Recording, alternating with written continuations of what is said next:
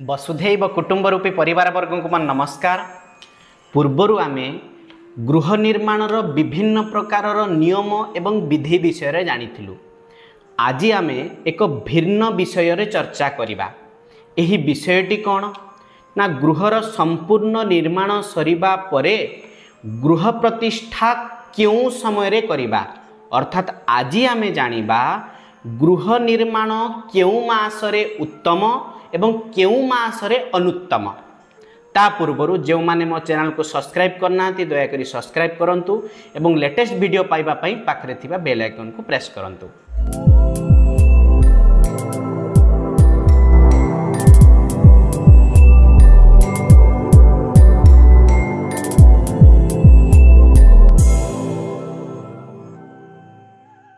सर्वप्रथमे उत्तरायणगे सूर्ये प्रतिष्ठा शोभना भवेत्, दक्षिणायनगे सूर्ये प्रतिष्ठा नैव शोभना।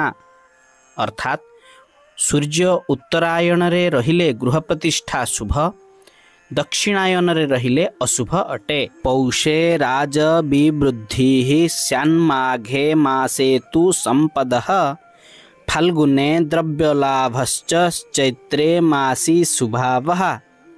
अर्थात पौष मासरे गृह प्रतिष्ठा कले राज्य वृद्धि, माघ मासरे कले संपत्ति प्राप्ति, फाल्गुन मासरे कले द्रव्य लाभ, चैत्र मासरे कले शुभ होइथाय।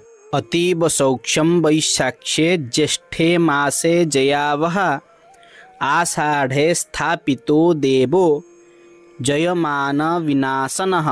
अर्थात वैशाख मासरे प्रतिष्ठा कले अतीव सुख, ज्येष्ठ मासरे कले जयलाभ, आषाढ़ मासरे कले यजमानर नाश होइथाय। सौरमानेन विज्ञेयः श्रावणे राज्य राष्ट्रः, भाद्रे सम्मान हानिः स्याद् आश्विने अपि च राज्यः। अर्थात सौर मास अनुसारे मानिबे, संक्रांति ठू संक्रांति मास मानिबे। श्रावण मासरे राज्य बा राष्ट्रर हानि, भाद्रव मासरे मानहानि बा अपमान, आश्विन मासरे राज्यहानि होइथाय। कार्तिके शत्रुवृद्धि स्यात् मार्गशीर्षे तथैव हि सर्वेषामेव वर्णानां वसंत सशोभनो भवेत्। अर्थात कार्तिक एवं मार्गशीर रे शत्रुवृद्धि होइथाय।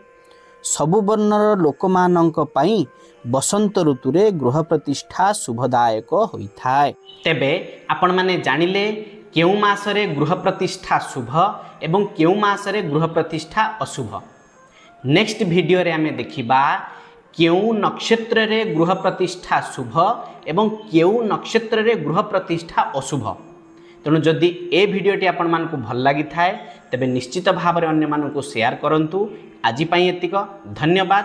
नमो नमः।